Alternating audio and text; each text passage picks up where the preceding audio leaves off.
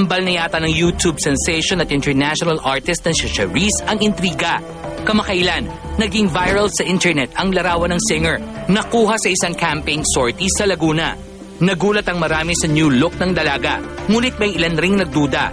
Was the photo authentic or was it just one of those internet hoaxes? Ngunit nakumpirmang si Charisse nga ang nasa picture nang lumabas rin online ang isa pa nitong larawan kasama ang inang si Raquel. Ayon sa source ng Star Talk, nagkaayos na nga ang mag-ina matapos magkaroon ng tampuhan last month hinggil sa malaking pagbabago sa pananamit ni Charisse.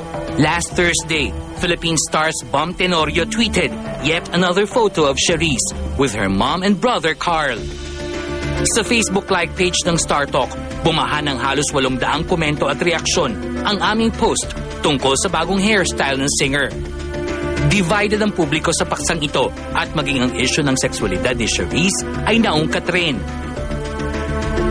Reader Mariel Rondilla said, and we quote, "Mas prefer ko ang look ni Charisse before, the girly type, not the boyish one," unquote. Ngunit ayon naman sa isang Joseph Bernard Gapasin, people should not look on the physical attributes. What matters most are the things that are invisible to the eye. She's got talents and a big heart for all of us, especially her fans. Loving her voice as I love her preference, unquote. Ipinagtanggol din ng isang mambabata si Charisse. The outgoing Solon tweeted, "Youth is the time to experiment and do all sorts of things, even to your hair.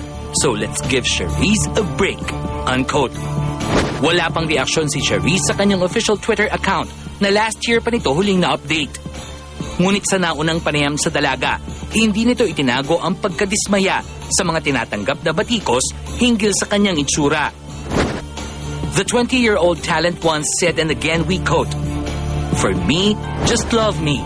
I'm a person, and if you think I'm a boy or a girl, or if I look like a boy, then fine. I've read tons of negative comments, and I don't care.